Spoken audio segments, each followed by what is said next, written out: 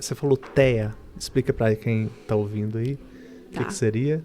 O TEA é uma sigla, né, que significa transtorno do espectro do autismo, que é o novo nome que a gente, desde 2013, a gente utiliza esse nome para se falar do autismo, né, que antes a gente falava autismo, síndrome de Asperger, e hoje a gente fala de TEA, né, de entendi. Espectro do autismo, tá tudo englobado aí. Tá. Aí você falou, então, em relação à questão de comportamento, que a gente tem que ir analisando, e assim...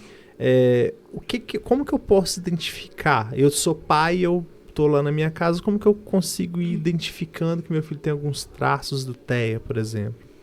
Ótimo. Então, assim, quando a gente fala de TEA, né, se a gente parar para pensar no quais são, né, as coisas que os sinais que uma pessoa precisa apresentar a uma criança, enfim, para que ela esteja dentro desse espectro, né, para que se feche o diagnóstico, vamos pensar assim.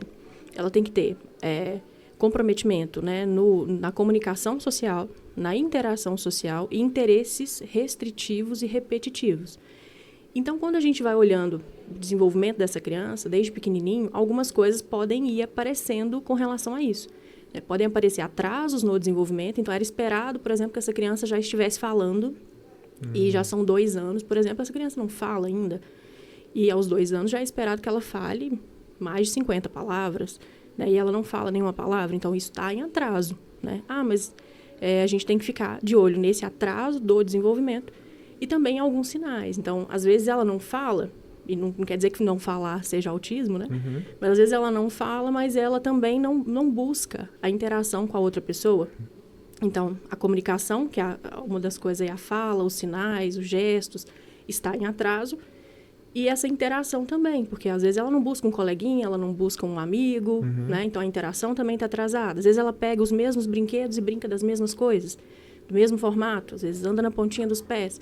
Então são alguns sinaizinhos, né? E são muitas características dentro dessas 2 ou 3 esferas que a gente precisa ir observando que podem nos levantar esse alerta. E eu sempre digo isso para os pais, assim, teve dúvida? Tira. Né? Não fica com dúvida com relação ao desenvolvimento do seu filho, porque o tempo é muito precioso. Né? Então, a gente precisa ir atrás dessas respostas. Quanto antes começar, então, uma intervenção ali, um tratamento, melhor vai ser o desenvolvimento dessa criança. Seria? Isso, porque a gente fala de neuroplasticidade. Né? Então, o cérebro da criança, ele é muito propício para o desenvolvimento. Né? Até os 48 meses, por aí, né? Até por volta de 4, 5 anos, o cérebro da criança ele se desenvolve muito. Então, ele tem possibilidades de fazer novas conexões, novas sinapses aí, que depois desse tempo ele vai fazer. Você aprende, eu aprendo, né? Mas não tão rápido, com tanta facilidade quanto uma criança pequena. Né? Se a gente parar para pensar no seu filho, por exemplo, em 2 aninhos de vida, o quanto que ele aprendeu? Né? Era uma coisinha pequenininha que ficava no seu colo, mal abriu o olho. E agora, né? Agora já tá quebrando televisão lá em casa, tá ótimo, tá uma beleza. Então assim, é um tempo muito, muito importante para o desenvolvimento. Tá, e só pegando até o gancho que você colocou do meu filho aqui, uma das coisas que eu nem acho que ele tem autismo, porque ele é muito comunicativo, ele busca muito o olho no olho, né? Uma das coisas em relação ao TEA é que a criança não tem contato visual. Como que funciona? Acho legal a gente falar dessas coisas, assim, porque muitas vezes, como a ideia de informar a sociedade, né, às vezes a gente elege alguns sinais, né, e coloca como esse, por exemplo, do contato visual. E aí, às vezes, as pessoas ficam assim, tá, então, quem tem autismo, não olha no olho. Como se fosse uma regra, né? Mas a gente tem crianças que buscam muito o contato ocular, por exemplo. Né? Mas existe algo nessa interação, e aí quando a gente fala de interação social, é um geral, né? Que está prejudicado, né? Algumas coisas dessa interação. Mas o contato visual é uma das coisas que fica mais clara. Né? Porque a criança muito novinha, ela já dá conta de fazer essa troca com a mãe na hora da amamentação, né? E isso, às vezes, uma criança com TEA, às vezes ela vai ter um olhar mais lateralizado, ela vai olhar mais de ladinho, ou ela não vai fazer essa fixação que a gente está fazendo aqui agora, né? Ela vai desviar, mas pode acontecer. Mas outras também podem ter uma eficiência muito boa de contato ocular. Então, Por isso que uma coisa não determina, né? Tá.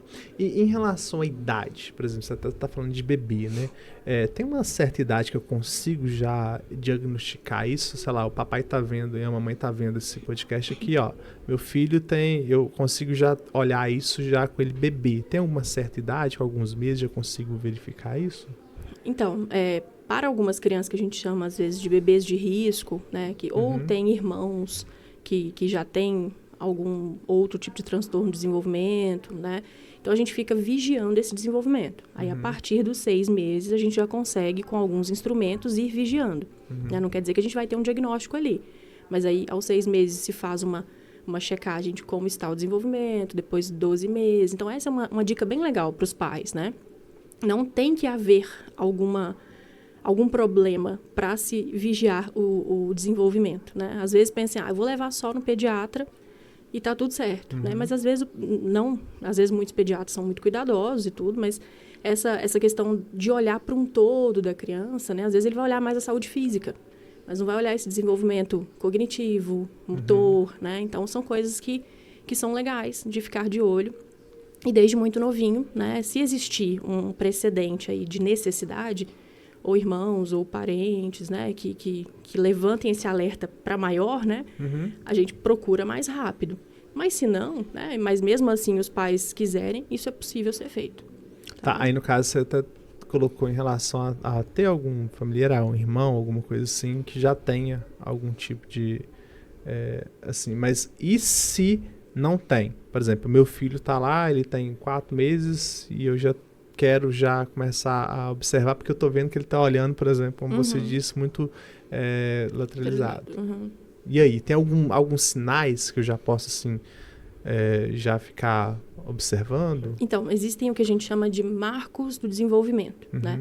Então, mais ou menos até o 6º mês, depois de 2 em 2 meses, existe uma ideia do que a criança deve fazer, né? E não é uma risca, mas também não é uma coisa muito distante. Então, mas meu filho está com 4 meses e não faz o que está falando no marco que ele deveria fazer. Então, eu já devo achar que é um diagnóstico? Não.